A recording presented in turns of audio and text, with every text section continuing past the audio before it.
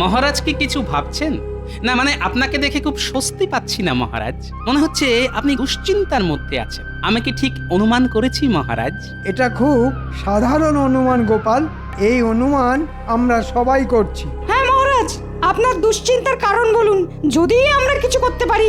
মহারাজের কি তবে মনে নেই হর্ষ? তাই কি মহারাজ আপনি এতই বিমর্ষ? তোমরা সবাই জানো যে এবছর একেবারেই ভালো ফসল ফলেনি, প্রজাদের এবারে যথেষ্ট দুর্দশা চলছে। এই অবস্থায় খাজনা আদায় তো একেবারেই অসম্ভব। ঠিক বলেছেন মহারাজ, খাজনা আদায় এখনো অবধি কিছুই হয়নি। ওদিকে নবাব ক্রমাগত খাজনার জন্য তাগাদা করেই যাচ্ছে, আর তাতেই আমার মনটা কেমন অস্থির অস্থির করছে। মহারাজ, আমার মনে হয় সবার প্রথমে আপনি দুশ্চিন্তা করা ছেড়ে দিন, তাতে মন ঠান্ডা হবে। ঠান্ডা মাথায় অনেক কিছু বুদ্ধি খেলে। আর ততক্ষণে নবাব ডান্ডা হাতে দুধ পাঠাবে নাকি? মহারাজ, গোপালের বুদ্ধিশুদ্ধি দিন দিন লোপ পাচ্ছে বলেই আমার বিশ্বাস। ব্যাস, এই শুরু হলো মন্ত্রীর চতুর কথা। মন্ত্রীমশাই নিশ্চয়ই মহারাজের দুশ্চিন্তা দূর করবার জন্য ইতিমধ্যেই অনেক উপায় ভেবে ফেলেছে। সে উপায়ের কথা আমি পরে শুনব, আগে আমি রাজজ্যোতিষীর কথা শুনতে চাই। তুমি তুমি আমার হাত দেখে কিছু বলতে পারবে রাজজ্যোতিষী?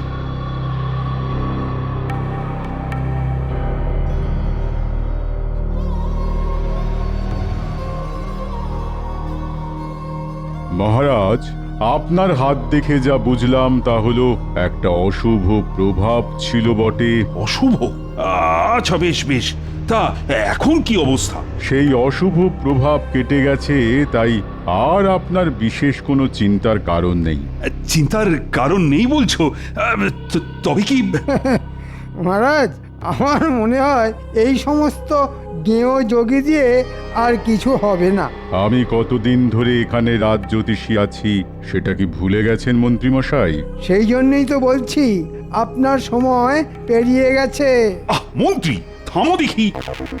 মহারাজ, আমি এমন একজন জ্যোতিষীকে চিনি যিনি হলেন ত্রিকালদর্শী। সব কিছু দোষগুণ উনি বলে দিতে পারেন, আর কোনো রকম সমস্যা থাকলে উনি তার বিধান দিতে পারেন। তাই বুঝি? ব্যাটার মতলব ঠিক ভালো ঠেকছে না। আপনি যদি তার সাথে দেখা করতে চান তাহলে তাকে রাজসভায় একবার আনা যেতে পারে। বেশ মন্ত্রী, তবে তাই হোক। আমি তার সাথে দেখা করতে চাই। তুমি তাকে এই রাজসভায় আনবার ব্যবস্থা কর। বিলক্ষণ মহারাজ।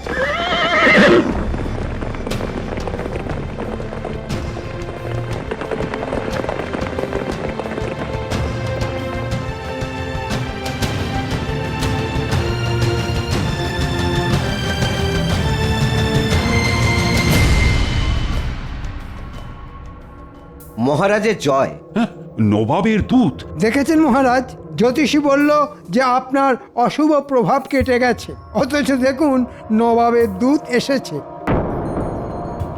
কি সংবাদ এনেছো দূত? আমার হাত দিয়ে নবাব একটি পত্র পাঠিয়েছেন। কই দেখি পত্র।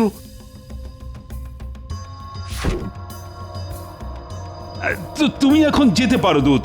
নবাবকে আমার কুশল জানিও।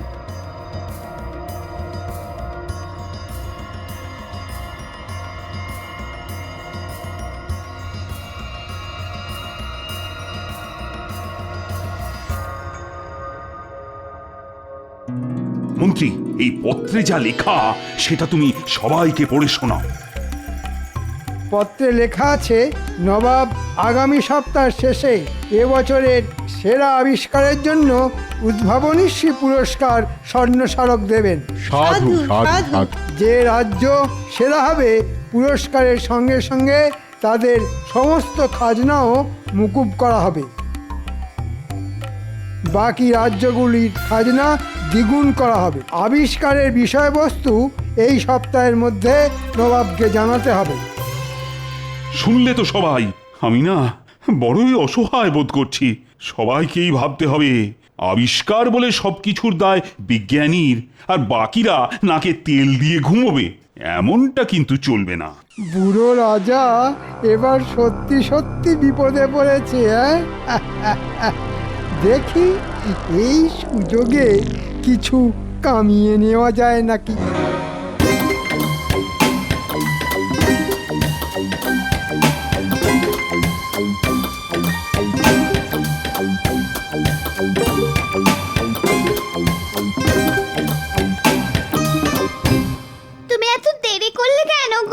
সে আমি জরুরি কাজে ব্যস্ত ছিলাম। কেন? দুজন অতিথি বসে আছে সেই কখন থেকে, তাই বললাম। দুজন অতিথি কোথায়? ওই ভেতরের ঘরে। আরে আগে বলবে তো, চোর ডাকাতও তো হতে পারে।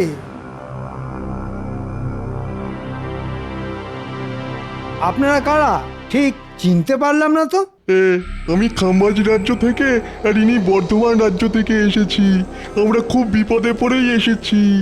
একমাত্র আপনি পারেন আমাদের বিপদ থেকে উদ্ধার করতে।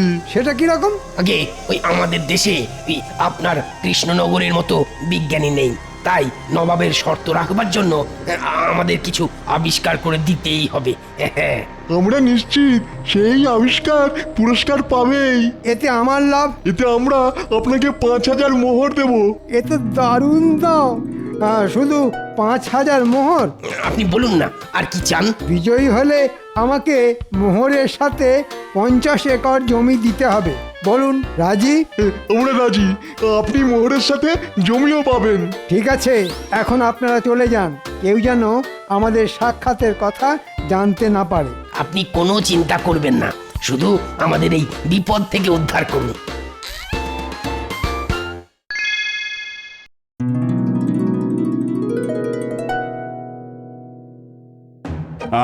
কাল আমি তোমাদের সবাইকে বলেছিলাম নবাবের পত্রের বিষয়টি চিন্তা করতে। তা আমি জানতে চাই তোমরা নতুন আবিষ্কার নিয়ে কেউ কিছু ভেবেছো কিনা।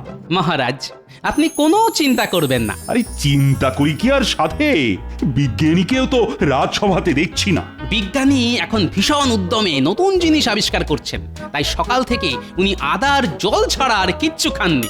চত্ব সব। বিজ্ঞানী একটা নয়, একসাথে দুটো আবিষ্কার করে নবাবকে মুগ্ধ করবেন। বলো কি? নিশ্চিন্ত থাকুন মহারাজ, পুরস্কার কৃষ্ণনগরী ছিনিয়ে নেবে, কারণ এরকম আবিষ্কার আগে হয়নি। একটাতে 10 বছর বয়স কমবে আর একটাতে 10 বছর বয়স বাড়বে। এ তো দারুণ ব্যাপার মহারাজ। আমাকে আজকাল অনেকেই বুড়ো বলছে। যদি 10 বছর বয়স কমে যায় তাহলে খুব ভালো হবে। আগে কৃষ্ণনগর বাঁচুক, তারপর দেখা যাবে। তা বেশ গোপাল, বেশ, তোমার কথায় আমি কিছুটা আশার আলো দেখতে পাচ্ছি। বেশ বেশ, এটাই আমার সুযোগ। ছিনিয়ে নেব আমি বয়স বাড়া কমার আবিষ্কার, আর তারপর কয়েক হাজার মোহর। শোন, তোদের দুজনকেই বলছি, খুব সাবধানে কাজ করতে হবে। আজ রাতে বিজ্ঞানীর ঘর থেকে আবিষ্কার চুরি করতে হবে, আর কাল জ্যোতিষী সেজে মহারাজের সামনে যেতে হবে। কিন্তু আমরা কি বলবো মহারাজের কাছে? শোন, মহারাজের সামনে শুধু অঙ্গভঙ্গি করবি, কোনো কথা বলা যাবে না, তাহলে ধরা পড়ে যেতে পারিস। যা, আজ রাতের কাজ কর। ওই চুরিটা তোরা বেশ ভালোই পারিস।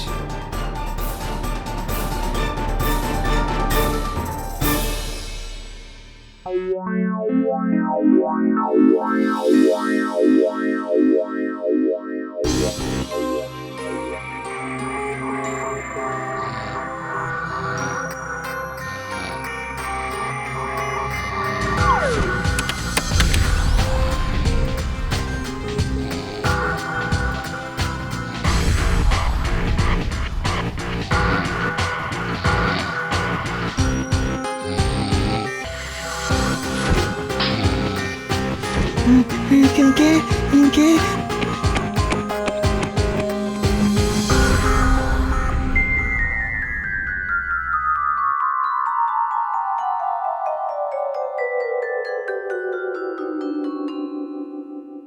কি সর্বনাশ মহারাজ, এখন কি হবে? আমিও তো কিছুই বুঝতে পারছি না। আমি দেখেছি স্পষ্ট, একজনের হাতে লণ্ঠন ছিল। হায় হায়, কি হলো? আবিষ্কার যে চুরি হয়ে গেল। আমার মনে হয় না এতে বিশেষ কিছু চিন্তার আছে। মহারাজ, আপনি তো দূত পাঠিয়ে নবাবকে বলেই দিয়েছেন যে আমরা কি আবিষ্কার করেছি। হ্যাঁ, দূত আমি পাঠিয়েছি। আবিষ্কার চুরি হয়েছে, কিন্তু আবিষ্কারক আমাদের সাথেই রয়েছেন। আমার মনে হয় বিজ্ঞানী আবার বানিয়ে ফেলতে পারবে। আজ্ঞে মহারাজ, আমি আবার বানাতে পারবো। যাক বাবা, তাই যেন হয়। মহারাজের জয় হোক, নবাবের দূত এসেছেন। দূত? আচ্ছা আচ্ছা, পাঠিয়ে দাও। বুঝতে পারছি না আবার কি হবে। ওহ,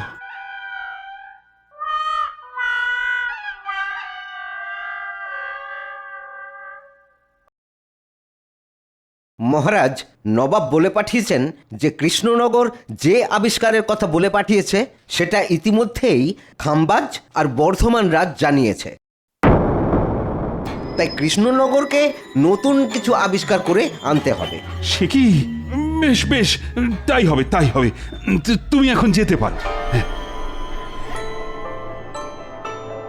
কি সর্বনাশ, এখন কি হবে? আরে হাতে তো মাত্র 5 দিন।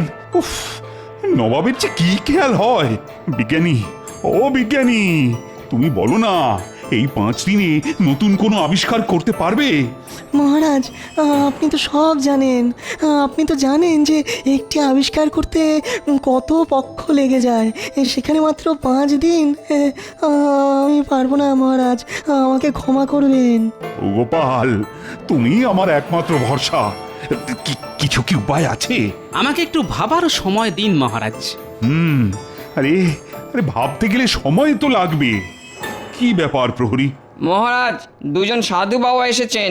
সাধুরা বাইরে কেন মহারাজ? এ হলো আমার সেই ত্রিকালদর্শী জ্যোতিষী। সে কি, নিয়ে এসো মন্ত্রী।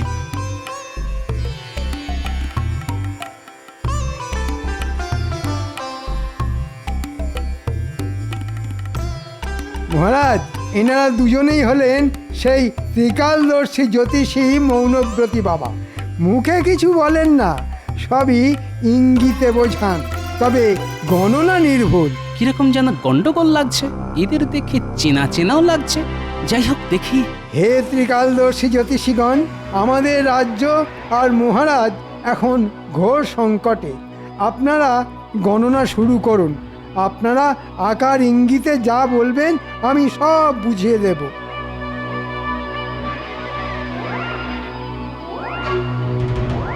রাজ্যের ওপর ঘোর অমঙ্গল নেমে আসছে মহারাজ, ঘোর অমঙ্গল। নবাবের রোষানলে সব শেষ হয়ে যাবে। কি তাই তো? কি সর্বনাশ! রাজাকেও বার্ধক্য গ্রাস করেছে, তার পক্ষে রাজ্য রক্ষা করা সম্ভব নয়।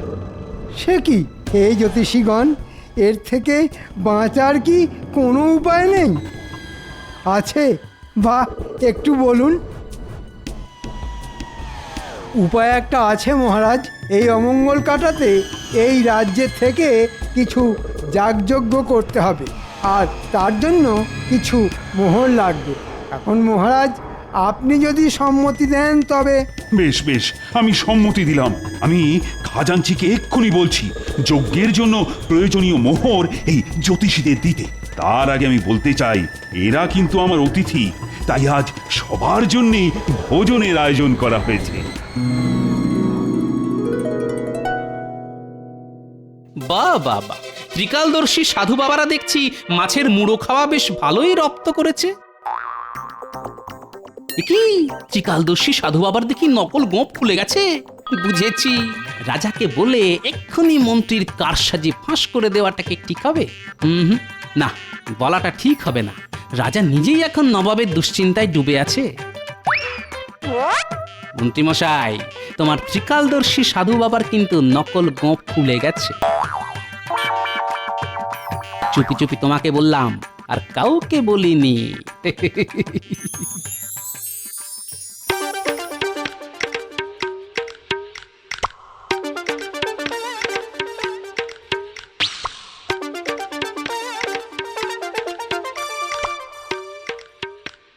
ব্যাপার বলো তো তোমার? হ্যাঁ, সেই কোন সকালে বেরিয়েছো, কোনো খবর নেই। বলি চিন্তা হয় তো নাকি?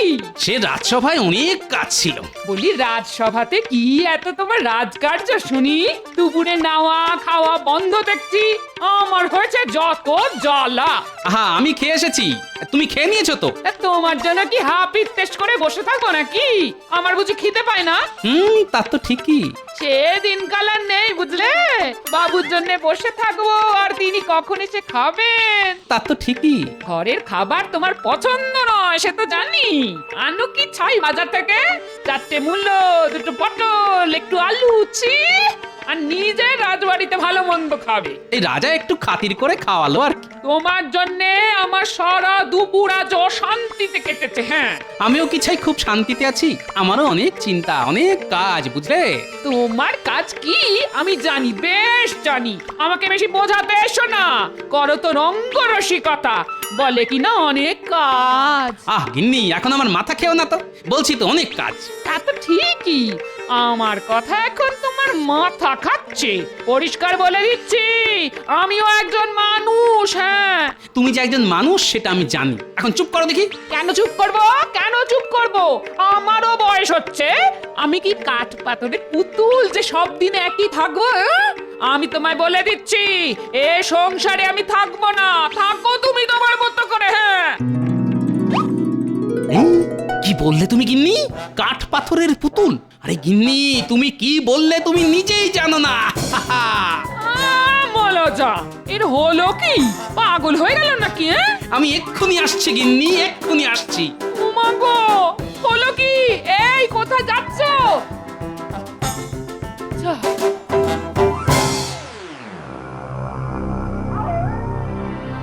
কাজটা ভালোই ভালোই হলো বটে, তবে মজুরিটা একটু বেশিই পড়লো। কিছু তো করারও নেই, হাতে যে সময় বড় কম। এখন তাহলে মজুরি আনতে মহারাজের কাছেই যেতে হবে। কি? তুমি কিছু জানো না কিন্তু গোপাল, যা দেখেছো ভুলে যাও। মন্ত্রীমশাই, আপনি ভালো করেই জানেন যে ভুলতে গেলে মোহর লাগে। আমি সেটা বুঝেছিলাম। এই নাও তোমার ভাগের মোহর। ব্যাস, আমি সব ভুলে গেলাম মন্ত্রীমশাই।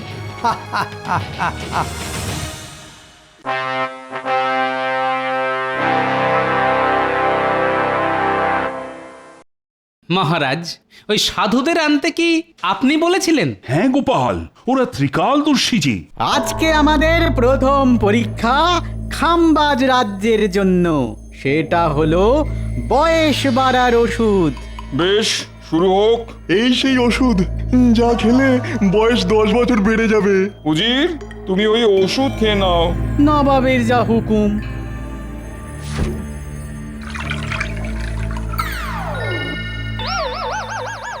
ও যে বাবা, আমি এত বুড়ো হয়ে গেলাম। 10 বছরে আমি যে ভীষণ বুড়ো হয়ে গেলাম নবাব বাহাদুর। বাহ, চমৎকার আবিষ্কার, চমৎকার আবিষ্কার। নবাব বাহাদুর হুকুম করুন পরের আবিষ্কারের জন্য। এই সেই ওষুধ যা খেলে বয়স ওই 10 বছর কমে যাবে। বেশ, উজির, ওষুধ খাও।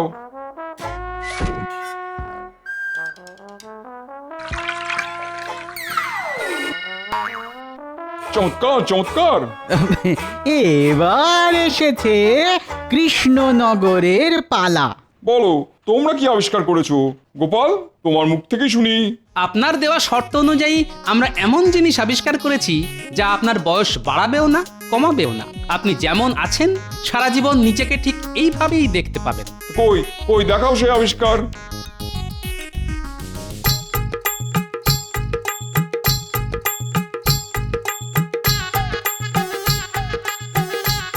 কি, এ তো আমার মূর্তি। ঠিকই নবাব বাহাদুর, এই মূর্তিতে আজ যেমন দেখছেন নিজেকে, 5 বছর পর, এমনকি 50 বছর পরও নিজেকে ঠিক একইভাবে দেখবেন। দারুণ, দারুণ, সত্যি সেরা আবিষ্কার গোপাল। পুরস্কার তুমিই পাবে, সেই সঙ্গে কৃষ্ণনগরের খাজনাও মুকুব। নবাব বাহাদুর, এ কেমন বিচার? আমরা এত দারুণ সব জিনিস দেখালাম, আর গোপাল ওই মূর্তি বানিয়ে প্রথম পুরস্কার জিতে নিল। তোমাদের যে আবিষ্কার, সেই আবিষ্কার কৃষ্ণনগরও করেছিল, কিন্তু আগে না জানানোর জন্য আমি সেটা বাতিল করি। তবে গোপালের আবিষ্কার সত্যি অভিনব। কিন্তু কৃষ্ণনগরের মন্ত্রী আমাদের 5000 মোহরের বিনিময়ে এই আবিষ্কার দিয়েছেন। এখন সেও গেল, সঙ্গে দ্বিগুণ খাজনাও দিতে হবে। এরপরে মন্ত্রী আমাদের থেকে জমিও চেয়েছেন। এ কি কৃষ্ণচন্দ্র, তোমার মন্ত্রী তো দেখছি জোচ্চোর। মন্ত্রী? তবে এই ছিল তোমার মনে? দাঁড়ান মহারাজ, এখনো তো দেখার বাকি।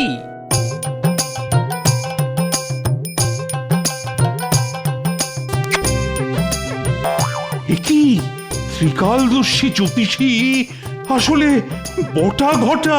আমার রাজত্বের রাজ্যে এমন ধান্দাবাজ মন্ত্রী আছে, আমি একে শাস্তি দেবো। হ্যাঁ তাই দিন নবাব, সঙ্গেই বটা ঘটাকেও। আমি নির্দেশ দিচ্ছি 1 মাসের জন্য মন্ত্রী সহ বটা ঘটাকে বন্দি করতে। আমাকে বাঁচান মহারাজ, আমার খুব ভুল হয়ে গেছে, আপনার পায়ে পড়ি, আমাকে বাঁচান মহারাজ। না না, কোনো মুক্তি নেই। 1 মাস ধরে পচে মরো গারদে, আর এটাই তোমার শাস্তি। মরে যাব মহারাজ, একেবারে মরে যাব, মরে যাব মহারাজ, একেবারে মরে যাব। মহারাজ, এই নিন মোহর। আপনার মন্ত্রী আমার মুখ বন্ধ রাখার জন্য আমাকে উপঢৌকন দিয়েছিল। মূর্তি বানাতে একটু শুধু খরচা হয়েছে মহারাজ। ওটা আমি আবার তোমাকে দিচ্ছি গোপাল, পুরস্কার হিসেবে।